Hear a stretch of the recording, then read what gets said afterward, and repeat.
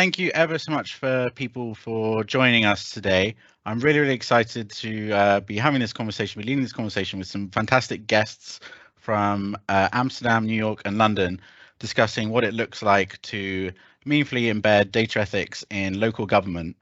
Why are we here? Well, in local government, we want and need to be able to responsibly innovate with data in more and in better ways to actually meaningfully improve our residents' lives. But to do more, we know we need to be more trustworthy and be able to use data in a more responsible way. Luckily, what we've seen is local governments have been taking the lead around the world, in many cases working out practical solutions to some of the thorny ethical dilemmas about how we're using data. As regulation rarely keeps up with the growth of technology, we know we're going to have to find ways in local government to consistently make decisions around data and other technologies that meet the moral standards of our organizations and our residents, who are ultimately the people that we serve. So we'll kick things off firstly just with some housekeeping. Just to mention, the meeting is being recorded. We will be sharing the slides and the recording after the webinar with the email addresses that you've used to register. We'll also be posting a reflection blog next week. In the meantime, during this meeting, we really encourage you to use the Slido link, which you should be able to see there. You can join via the QR code, or if you go to slido.com and type in the actual number for the poll here, 226-4904, then you should be able to join. There's already a first question up there, and we'd love to hear what you think about that. I can only see one word that is emerging in our word cloud there, so do get involved and leave your thoughts there. Quickly, who we are. We're the London Office of Technology and Innovation.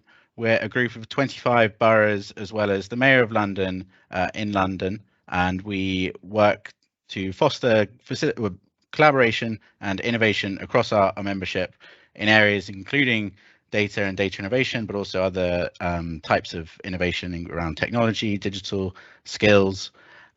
One of the bits obviously is on data ethics, and that's why we've assembled a great team today to speak to you about this. As you can see here, there really is this word responsibility has emerged quite strongly above all the other words. Very interesting to see what people have been putting there. Please do keep adding that in. I'll give another few seconds, although I do know when I go to the next slide, you will no longer be able to add there. So I'll give a few seconds more. Again, we'll share the results of these polls in that blog we do next week. So yeah, I think we can responsibility, trust, fairness, integrity. I think these are some great things, and hopefully we'll be able to see how we can practically operationalize some of these things in this conversation today. So who have we got? So I'm chairing. My name's Sam Nutt. I'm the data ethicist at LOTI. I've also got my colleague Jay Sagar here, who's the program manager for smart cities and cybersecurity. From the city of Amsterdam, we have Douwe Schmidt, who's the data ethicist. And then from New York, we have Martha Norrick, who's the Chief Analytics Officer at the Office of Data Analytics in the New York's Office of Technology and Innovation. It's a lot of organizations there, but we're delighted to have such fantastic speakers here today to talk about, particularly from Amsterdam and New York, two of the cities that have been really leading the way internationally in meaningfully embedding data ethics in local government. So without further ado, we'll start with you, Douwe, and I'll stop my screen sharing now. We're going to be doing a round of presentations, and then we'll be launching into some questions with the audience for most of this. So over to you firstly, Douwe. We'll stop my screen sharing. Yes, thank you very much, Sam, for invitation and being here with you all. For me, it's evening. For some people, it's morning. I don't know, but thank you very much for taking the time. I was asked to give you a little bit of an introduction. Basically what we've been doing in Amsterdam, how we've gotten here, and what our plans are for the future. So our story starts mostly like years ago in 2017, when a big group of people in Amsterdam felt that for quite a few years we've been saying that digitization technology is going to play a major part in the challenges that lie ahead for our city, for most of the cities. We have to use these technologies to be able to fight stuff concerning proper education, climate change, traffic, and also making the green turn in our city.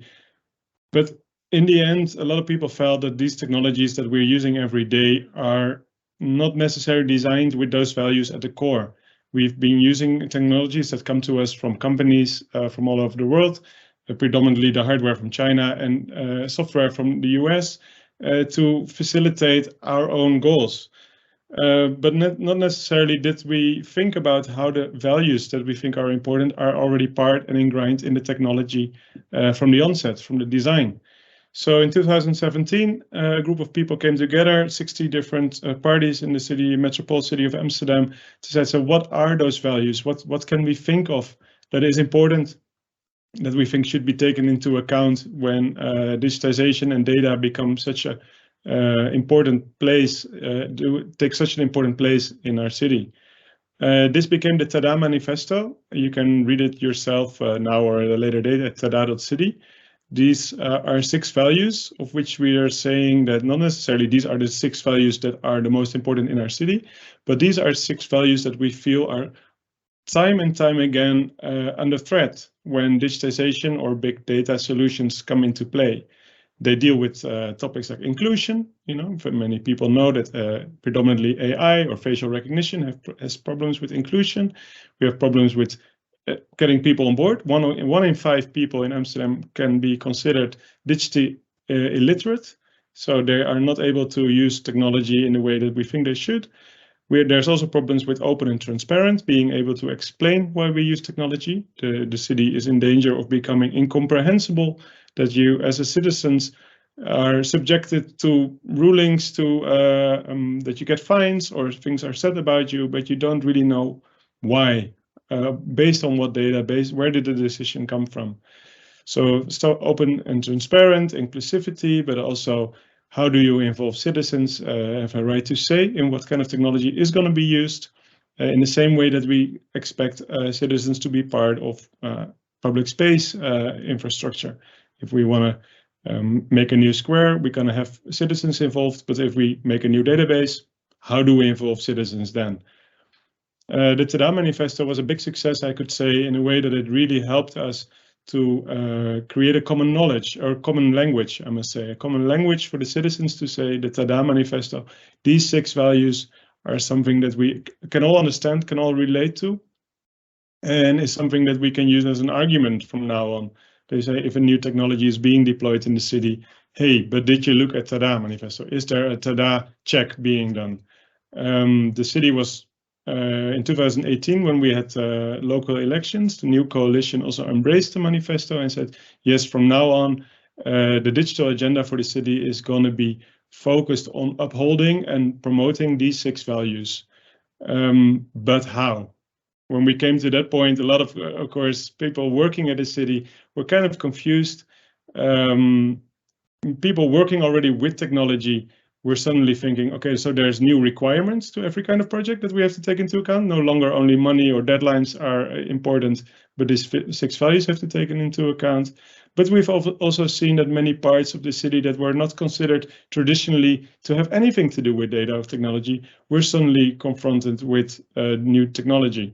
So, for example, I talked to a fellow person working at the city who would be in charge of putting poles in the streets that would admit a car going into a street or not. This person knew everything from the metal, how long a pole can stay there, and he would make contracts that last 40 years because that's how long physical infrastructure would be placed in public space. But now he would also have a database that would hold the data to say, when does this pole go up or down for which car? And he would buy a contract for 40 years because that's what he was used to. So also, when it came to this kind of colleagues, I would say in a big city, there was a lot of awareness raising that needed to be done. You're going to use technology, there's new threats and new possibilities with that, and you have to be aware of them. So awareness raising and campaigning in the city to our colleagues was a big thing that took at least 2 more years to fully roll out. And we identified then 3 more topics that we thought were really important in the city. So the second one was that we found that there's a lot of people already kind of aware of this. They want to do the good things, but they feel isolated in the city. So we build up a network of people who are, I would say, at the forefront and are able to help their colleagues with their knowledge and build up together with them a body of knowledge that the whole city can use when it comes to how do you apply these kind of values when you're using technology. The third one was that a lot of people felt that they don't get the space to properly think about this. Anybody who have been working in ethics or with philosophy knows that these kind of questions, dilemmas, can be really thorny and complicated. You need a lot of information. You need to think about who are all the stakeholders that this decision might apply to. So the question then became to the management or the director layer, how can you ensure that every project team that's going to work on a new project gets proper time allocated to think about the ethical implications of the work that they are doing? Finally, we came to a stage that we're going to say that there are, building on this body of knowledge, building on the experience both in the city, but also looking at other cities, what New York is doing, what London is doing, there comes a point where you say that we do know of some technologies, what they are doing to the city. Like we saw in San Francisco, at one point that they basically said, facial recognition basically doesn't have a place at the table. Facial recognition is not a technology that's going to be used in the city. At one point, you can try to fit into rules some of the ethical implications. And one of the important ones that we worked on in Amsterdam was to think about the data, who it belongs to. And we came to the point that we're basically saying now every contract that we make with an external supplier of any kind of technology has to be aware that all the data generated in that project is always going to be owned completely by the city of Amsterdam. And this was for a lot of suppliers of technology quite a big shock, because they were used as also owning the data provides a steady contract and money flow because there's a vendor lock-in problem. To break out of this, this thing was a big thing. So we're now at that point. We have awareness raising. We are connecting people who are already aware of it. We're trying to convince the management team that there needs to be more time allocated to people who want to think about it, and the proper learnings that come out of this can be ingrained in rules and regulations that we can simply apply and don't have to think about all the time again. What we're going to do next is basically, and that's also an important, I would say, philosophical point of view from the city, is that we feel that the moral decisions that are going to be made in regards to technology are going to be made all throughout the organization. There's not going to be one person that you can put in charge of that. So we try to start a lot of trainings now for people to recognize the ethical implications of their work, how they can make proper decisions, how you can deal with moral dilemmas when it comes to technology, what might be viable solutions and alternatives to the ways that we've been working so far, and also make sure that if a project starts, it's able to say at the forefront, like, we are doing this project for a moral reason. There's a moral reason why we do this. We're not gonna, have to satisfy shareholders or maximize profit. No, we're doing this for the citizens. Make sure that that is very clear, so that also when a project moves from one part of the organization towards the other one, there's always a shared document that they can work in and understand, a shared language, like with TADA, and the moral reason to do this, that is going to be transferred throughout the organization and stays part of the project as it's being developed. We call this the ethical leaflet. The ethical leaflet, you can understand something like you also get when you buy medicines. There's always going to be a reason to have medicine, because it's going to cure you of some kind of annoying disease or whatever. But there's also going to be side effects. And we feel that this is a very important part of morality or of ethics, is always whatever you're going to do, it's going to affect your whole city. And there's going to be some people that are not happy with this. The side effects, though, have to be explicit and clear for two big reasons. First, if they are explicit, you can do something about them. You can try to mitigate them, make the blow a little bit less hard if people are affected by them.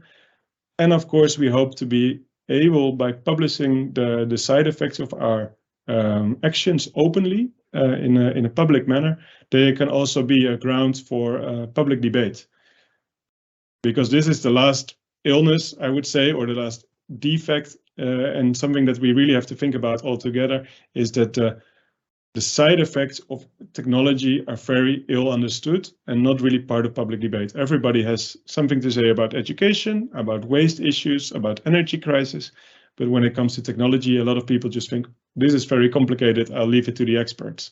We hope that by publishing the side effects of our deeds, that it becomes more a part of moral discourse and also part of the political decision-making. And hopefully one day that even people will cast their vote on the ballot, depending on how a politician thinks about the technological effects of some kind of proposal that's going to be laid out in the city. This is like in a super fast way explaining what Amsterdam is going to do and what we've been doing so far. And I hope that was well within the time frame that you set for me, Sam. Brilliant. Thank you, David. I know it's hard given how much you've done in Amsterdam, and there's so much more that you could still speak about. So really appreciate that. In that case, we'll go over to Martha from New York. Hello. Good morning, everyone. I'm just going to put my slides up here real quickly. How's that? That's good. Look. Okay, excellent. All right. Let me,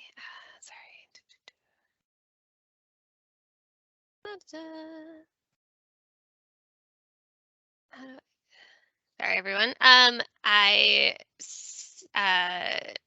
I just got back from maternity leave this week, so I'm still remembering how to use PowerPoint apparently, and also have I'm excited to engage with some intellectual material that is not, repeated singings of Baby Beluga. But thank you all. Thank you so much, Sam and the London Office of Technology and Innovation for bringing this event together. I'm very excited to be here.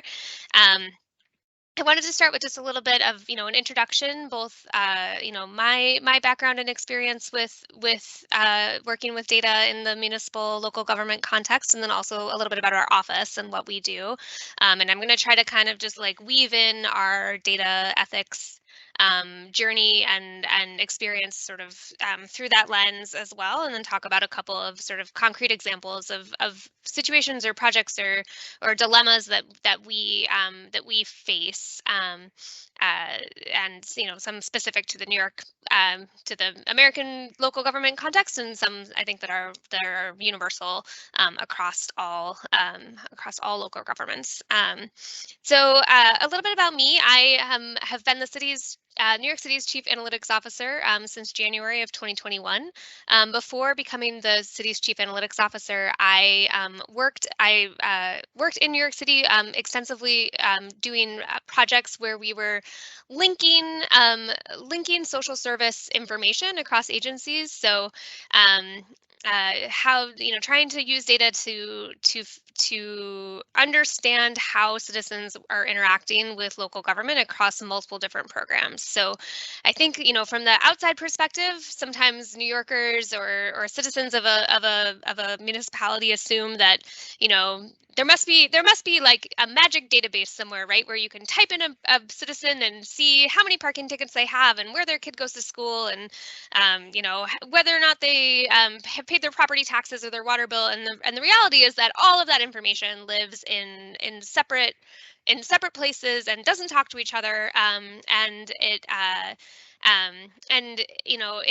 particularly in the world of social services, it really means that we have a hard time thinking about citizens holistically, or understanding sort of all the different ways that citizens are interacting with local government and different types of programs, and ways that they might be eligible for different benefits and not know about it, or how can we just sort of reduce the friction for folks to get access to benefits programs that they are eligible for.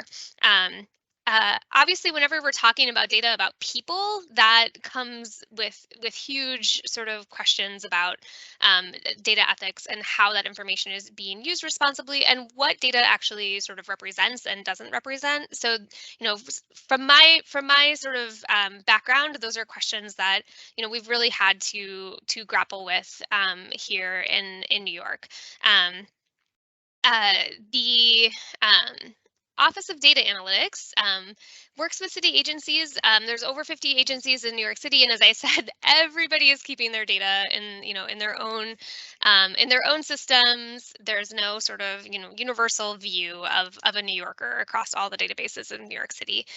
But we're really at the end of the day trying to make sure that city agencies are serving New Yorkers equitably, effectively, that they are using their limited resources in the most optimal ways, and data has a big role to play in those types of efforts. Our office was created in 2012 and added to the city charter in 2018. And in 2021, we moved into a new office, the Office of Technology and Innovation. The Mayor Adams consolidated many of the offices across the city that were dedicated to different parts or aspects of how and why the city uses technology. So that includes the Mayor's Office of Information Privacy, which we'll probably talk a little bit about, as well as the Cybersecurity Office and the sort of legacy technology agency as well. We just loved Office of Technology and Innovation so much, I think we probably straight up stole it from London. So thank you for an excellent moniker. And our work, takes three main forms, and each of these different areas has huge sort of data ethics questions that we think about and grapple with in different ways. We run the city's open data program. So New York City has one of the largest municipal data programs in the world. We have over 3,000 data sets, and we do a lot of work both as the stewards of that open information to make sure that the data that is being released publicly is as useful as possible to New Yorkers, that it's accessible to people and help and but also sort of represents the principles of minimization and differential privacy and helping protect against re-identification, because those administrative data sets represent New Yorkers and their experiences and the ways that they're interacting with city government. So balancing those principles of transparency and also privacy and responsible data use is a big portion, a big aspect of our work with open data. We also have an analytics team, so we have a team of data scientists that work directly with city agencies to help improve operations. And with those projects, we are really thinking all the time about how the data that city agencies hold is collected, who's missing from that data? What does this data truly represent? Who is not included? I loved the idea of having inclusion as a first principle, and I think it's one that is frequently skipped over I'm a data scientist or I'm an analyst in an agency, and I'm really excited to answer this particular question, and oh, here's a data set that I think is exactly right for that, but that sort of that time and space to think about, who is in this data and who isn't in this data is a question that fundamentally needs to be answered if you're going to responsibly answer a question with a particular data set. So the sort of classic example from New York City here is the 311 data. So New York City has a hotline 311 where you can call and you can say my neighbor's having a really loud party and I am annoyed about it, or my car has been towed. Where is it? Not that I'm speaking from experience there. And it's really this sort of amazing, huge data set of what New Yorkers are calling the city about. And people understandably get very excited to answer different types of questions with that data.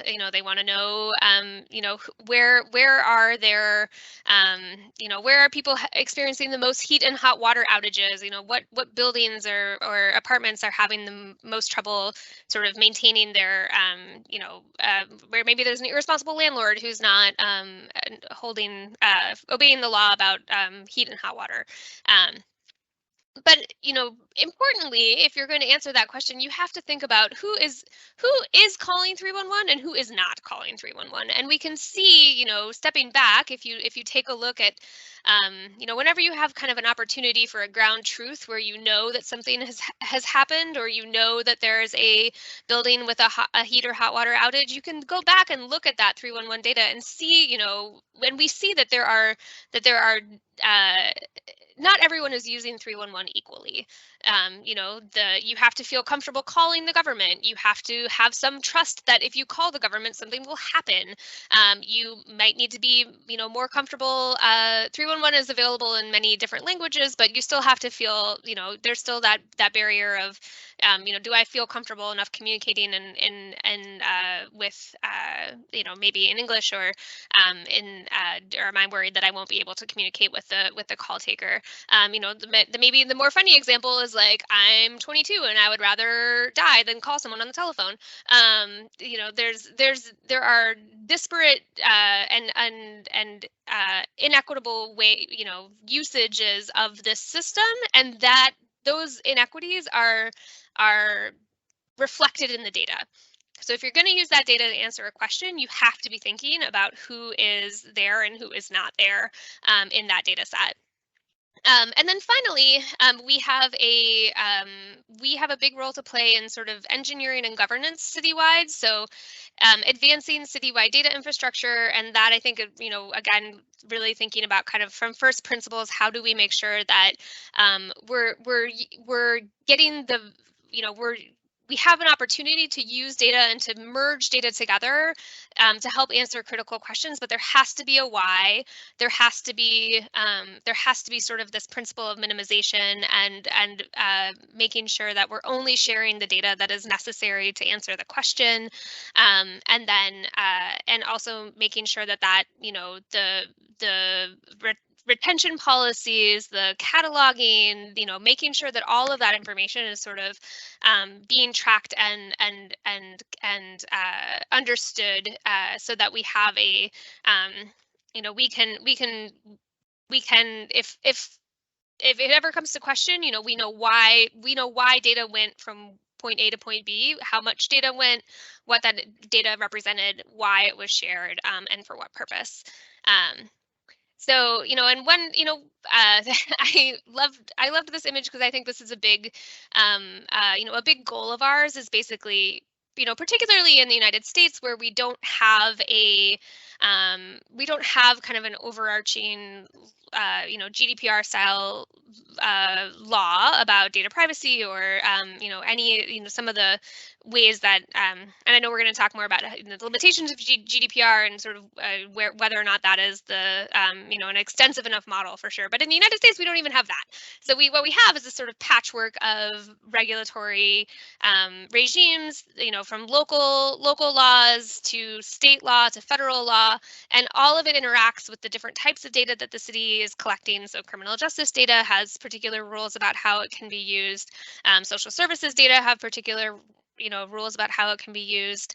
And all of that can make it very complicated to use data and to share data across the city. And so, you know, our offices, what I really think of what we can do to help people across the city, both residents and also, you know, city employees, is to for them to sort of think and understand about data ethics and using data responsibly is really kind of be this central hub for information. So we do trainings and we provide resources for city employees to help sort of systematize and take the, you know, the data use process from this like many confusing signage into a more clear and sort of checklisted process. And also to help them, you know, think about these critical questions about whether or not the data that they're using to answer a particular question is the appropriate data set, is how to sort of account for who's included and who's not included, all of that. So we have quarterly events where we bring folks together from all over the city. New York City has almost 300,000 municipal employees. So again, to sort of the question of like who's in charge of data ethics, it's, I think in New York City, the answer is sort of everyone and no one in many ways, where there are resources and there are folks who are specifically tasked with thinking about privacy and ethics. There's also a huge responsibility for everybody that works in the city to be aware and cognizant of these issues and thinking about them, because there's not always sort of a process to run everything through, you know, a central authority.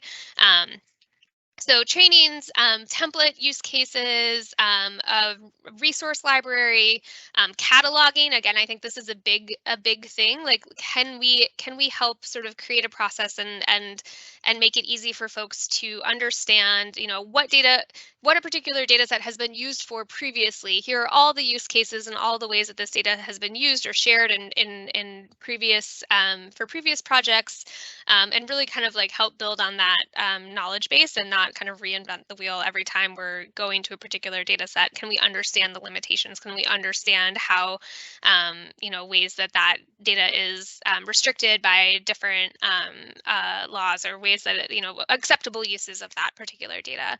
And then we also, you know, we're here for ad hoc questions or office hours, things for folks to just kind of call us up and say, hey, we have a question about, you know, how to use this data set, or, you know, whether or not we could use this data set to answer a particular question.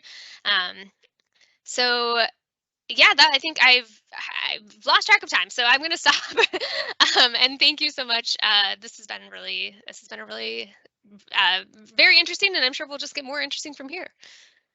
Brilliant. Thank you, Martha. I know there's already some questions for you in the chat if you want to answer them. If you could stop sharing, so then we can start sharing again. Yes. And then my colleague Jay will quickly run through what we're doing in London, but we're keen to move this on back to yourselves as participants to ask us questions, but keep them coming in the chat in the meantime. And I will throw over to Jay.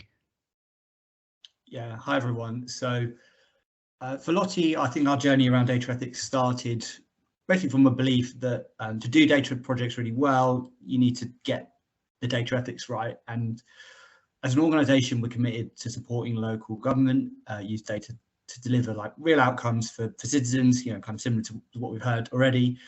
But in our view, data projects will fail if there isn't trust, and if there isn't a kind of reflection and then a mitigation of the potential bias and disproportionate impact in those data projects. So it's a reputation thing, but it's also about doing the right thing for citizens. And, you know, to kind of put it very simply, for us, we think that there really shouldn't be any data projects without data ethics.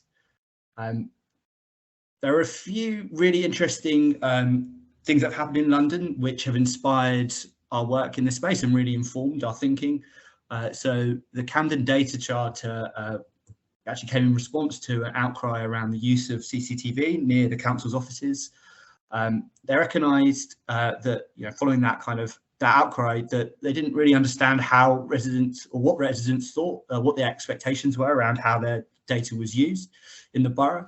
And so they needed to set something up to be able to actually kind of take the temperature of public expectation. So they went through a process which involved engaging residents through deliberative dialogue, and then eventually setting up a panel of residents that would then help to develop a set of principles, very aligned with those that we've seen in Amsterdam and other parts of the world. And those principles now shape how Camden respond and deal with data projects in the organisation, and it's, you know, reviewed each year. They publish what data projects they're working on and how they're applying the principles to those projects openly, and invite comments. And it's very much about building that trust and also having that accountability mechanism to citizens. And so that was a great inspiration for us, and a really interesting project for us to build on. We've also seen in the London Borough of Brent the first data ethics board set up in London. This was also in response to a need in Brent to start doing more sophisticated projects, bringing data sets together. They wanted to understand how they could support vulnerable people more effectively, but realised, as we've heard already, that once you start bringing these data sets together in new ways, which, the data wasn't intended or collected for initially, then you may start running into kind of ethical challenges, and they needed some kind of governance processes and structures to be able to actually start making decisions about whether it's the right thing to do or the wrong thing to do, and ultimately to be able to say yes or no to working in a certain way or delivering a certain project. And LOTI supported that work through kind of helping evaluate some of the project work and do some sort of mapping of where that ethics board sits in the overall data project flow of the council. And finally, another example I want to share with you is an interesting one from the South London Partnership, 5 boroughs in the southwest of London. They've got a very innovative IoT smart city project.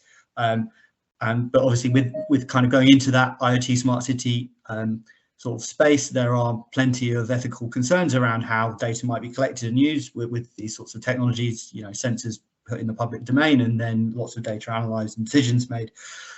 So the South London Partnership did a few things to, firstly, they started very much focusing on, you know, use cases which actually had, you know, delivered real outcomes for residents, looking at things like preventing flooding and and improving air quality around primary schools. So very tangible outcomes that, you know, residents can support. They also publish a map of where all the sensors are and what data those sensors collect, and that's available on the open internet for people to have a look at. And finally, I think something which is really interesting and will need to happen a lot more across the public sector is that in their procurement process, they set out some very clear ethical terms around certain technologies which they didn't want included. So anything that had facial recognition in was, you know, completely disqualified from the process of bidding for those contracts. And, you know, I think it's just one example of how we'll start needing to think about how you know, we get our supply chain to meet our ethical expectations for, you know, within the technology they provide us and in the data systems they provide us. So to build on some of those really interesting case studies that we've seen, and in the kind of LOTI spirit of working collaboratively, what we want to do is make this kind of approach to data ethics as easy and repeatable and consistent as possible across the city. So we've developed this set of recommendations which build on, you know, the work in the projects I just mentioned, but also very much influenced by work happening internationally, including in Amsterdam and New York, as well as a lot of the academic work that's been done on this topic as well. We understood that for our practitioners and in the local government context, people need quite bite-sized bits of information and things that they can act on. Also need to kind of break it down to be delivered in you know, smaller chunks, because it is a really big thing to be able to, you know, start looking and thinking about ethics in a really deep and consistent way. So the recommendations that we've set out here include a set of values which are very much aligned to what we're seeing, you know, as I say, in Amsterdam and across other cities and other areas. That can be, those values can be kind of incorporated into data strategies as a very first step.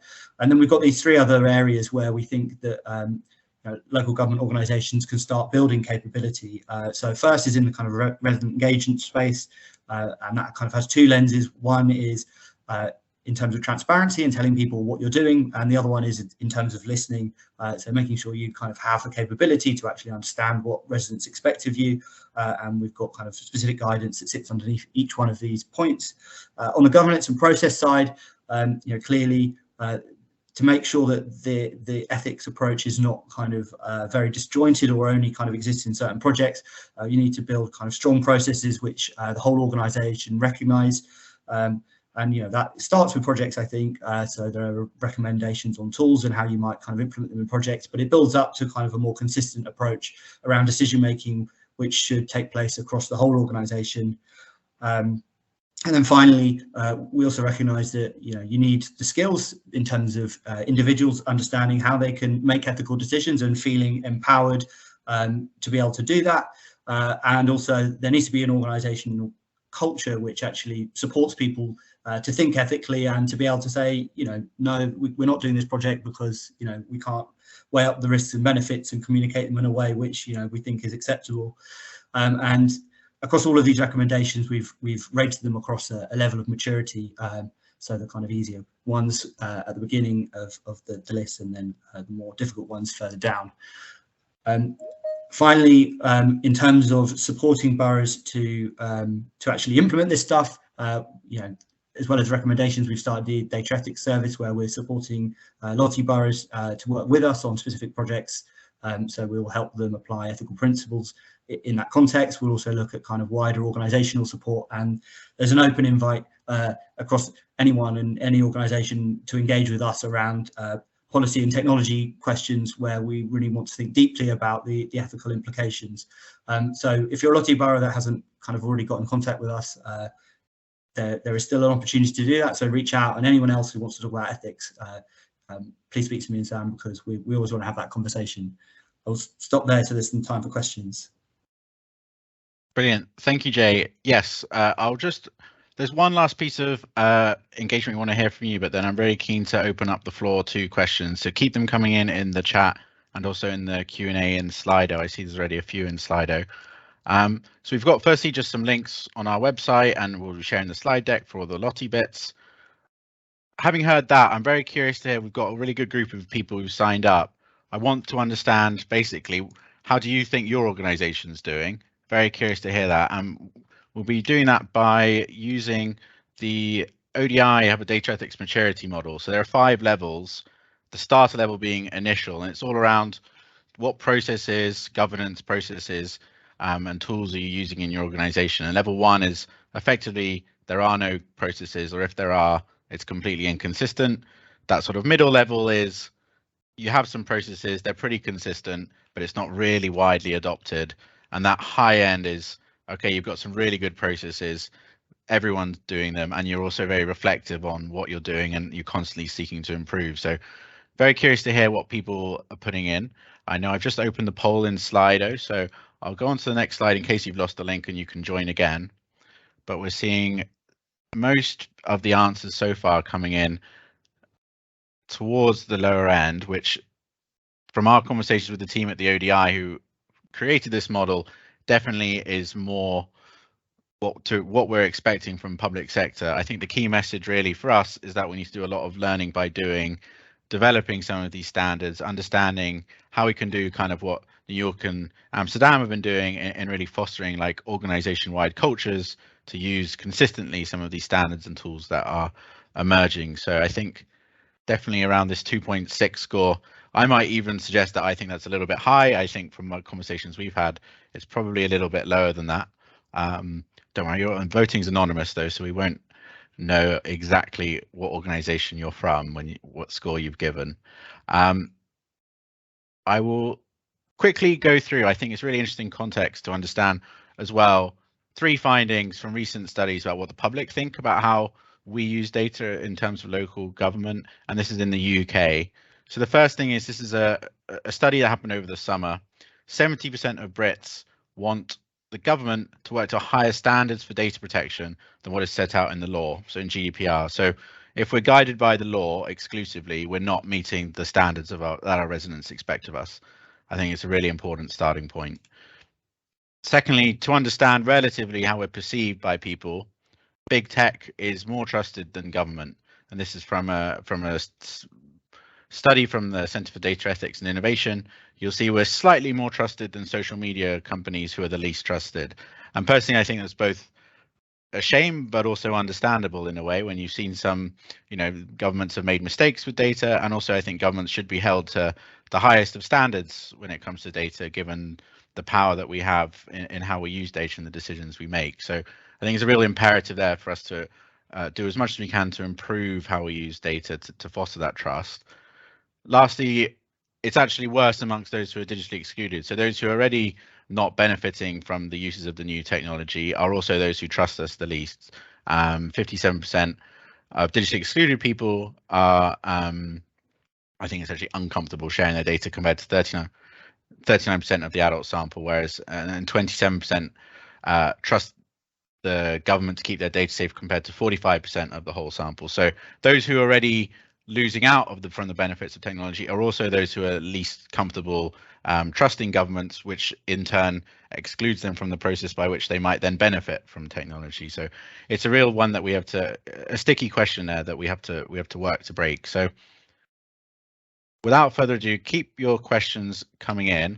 I'm going to stop my screen sharing now and put the first question to the audience that actually this one is from the Slido.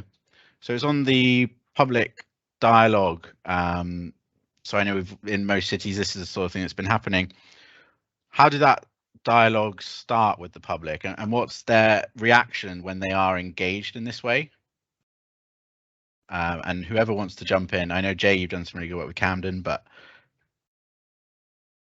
Yeah, I'm happy to share that. I think so. Camden, the data charter work was very much a project to engage residents in that area of London.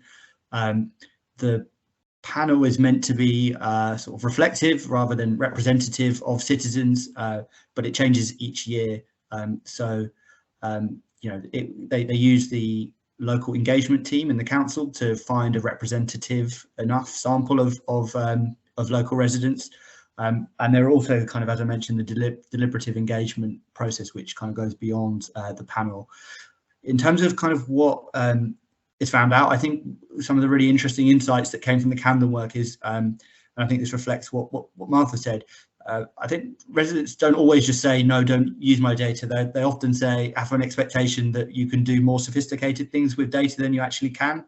I think there's something to be said of not being afraid to reach out, because it actually does kind of allow you to do more and actually can be a bit of a platform for innovation. And that can be quite also persuasive argument with other people who might not necessarily kind of be so comfortable with that sort of engagement work. Do either of you want to jump into our Martha? Yeah, one thing that one program that we have had some success with in terms of citizen engagement, we this last year started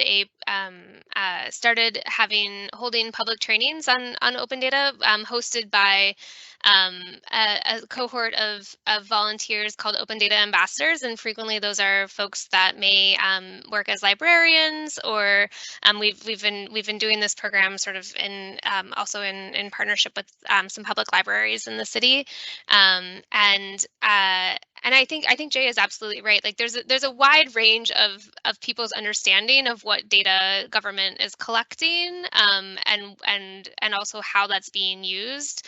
And so these trainings both acquaint people with the city's open data platform, so how to find out information, how to use the platform, how to sort of basically start thinking like an analyst, or how to use this information and this data to find out about particular issues or conditions in your neighborhood, or ways to sort of think about forming a research question and then answering it using data, and then also thinking about, we actually use that 311 example that I talked about earlier, and thinking about who's represented and who's not represented in data. And we've had, I think this program has been very successful for a couple of reasons. One, it isn't just government employees that are leading these trainings. It's leveraging sort of connections with other trusted entities and places where people are going for information, like libraries. And it also, I think, really, it's been useful for us to keep track of kind of the types of questions that people are answering, the types of questions that people are trying to answer with data, and their understanding of how government is using and collecting information about citizens. So yeah, and there's been other task forces and other sort of public engagement around data use and like the ethical uses of AI in the city, and things like that. But I think the important thing is that the dialogue starts more than anything, and thinking about ways to structure it so that it is always, that it's ongoing, and that it's not just about one particular piece of legislation, or there's always this kind of like open channel for conversation.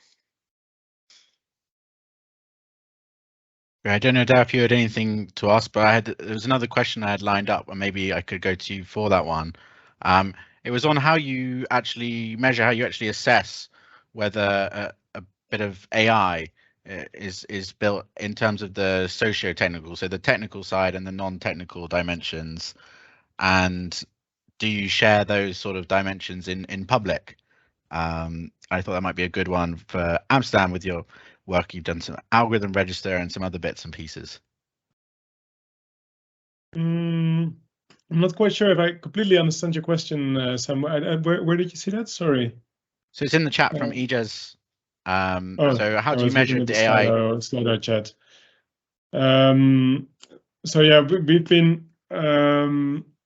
been walking into some walls, I would say, in the Netherlands, where we had some court rulings considering AI that basically said if you come to a conclusion or you cause a verdict on a case by using AI and you can't explain how the AI came to that conclusion, then the verdict is not legal. Because in a court case, both parties have to be able to explain to the judge why they did what they did. And an incomprehensible AI, that might be because it's some kind of deep learning system with multiple layers that we don't longer understand, or it might be that the algorithm was bought from a commercial company that for IP reasons don't want to share their code or their data. You come to a point where you can't explain why you came to a verdict. And we basically came to the conclusion we can't use these kind of AI in a city context because we always have to be open and transparent. We lose all legitimacy basically for rulings if we can't explain why we do certain things. And that was also the motor to create the algorithm register. So basically we started a register where we list all the AI or like all the algorithms. Can also be simple algorithms, doesn't have to be full-fledged deep learning AI, have you not. To be able to explain to citizens why we use this kind of technology and what might be the outcomes of them. This proves pretty difficult so far. We're not happy yet where we are. There's a lot of hidden algorithms in the city, where things are codified in some kind of code and decisions are being taken. And it also poses a real challenge for the organization, we find, to unearth all the parts where we use algorithms and properly explain them. Did anyone else want to comment on that? Martha, so you're unmuted. Oh, just I think that's a universal challenge across across maybe all of our experiences here, and also even just what is an algorithm and what counts as an automated decision versus a non-automated decision, and all of the ways that sort of there's I think defining definitions are challenging even in this space, and thinking about kind of what rises to the level of impact, where is the where's the line, and how do we sort of separate analysis and algorithms and all of the different ways the data are being used, and think about where we don't want to create a system where anytime somebody sorts a spreadsheet from using a column that counts as an algorithm, and that needs to be disclosed. But at the end, it is an algorithm. Sorting is an algorithm, and so it's a complicated, I think, set of considerations to weigh, and thinking about disclosing algorithms and how they're being used, and also but also making sure that the ways that people, I'm babbling now, but I'm going to stop. But it's something that we struggle with here as well, for sure. Sam, I can quickly answer the questions that came in for me on the chat if you'd like, or do you want to do that in the chat itself? Oh yes, if that's easiest, Martha. And absolutely. Then I just had one sort of final question. Given most of our attendees today joining from different parts of local government, I guess my question is, if you were in an organization that was just starting their journey with regards to data ethics practice, what would be your advice, or where would you start? What would the first steps be in terms of preparing your organization and moving them along that journey? I don't know if anyone wants to jump in. Yeah, sure. I think also I missed a little bit of part of the last question that was asked, and I can't answer them both right now, because basically, me as an ethicist, I would say it starts with ethics, and that's the thing that's often overlooked. There's two difficult dragons to be slayed here, as you will. there's the understanding that technology is not neutral, and it implies a lot of values by the people who already made it and that we're using it. But also the other turn, the other dragon, is that we have to be clear about what are the values that we build our city upon. We had the Tada Manifesto, but this is an ongoing discussion, of course, that we need to all the time look not only like what are the values, but how are we going to make those values guiding in the decisions that we make.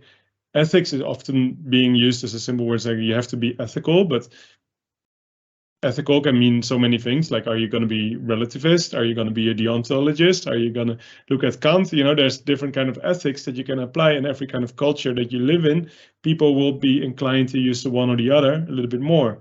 We think that working from the principles that you look at all the rights and interests and wishes of all concerned, you know, is this kind of our magical phrase, I would say.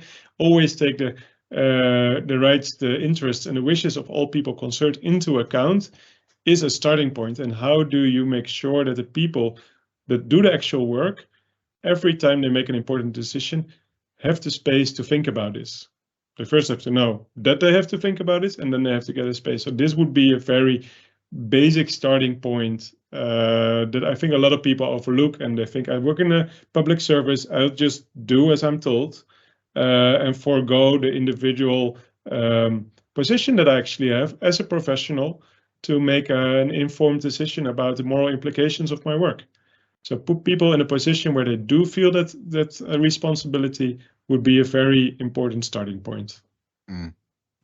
That's really interesting. So it's not around a tool, it's not around a process, it's around culture almost. Well, you basically see, like, we are, in your introduction, you said something about that we have to meet our moral obligations.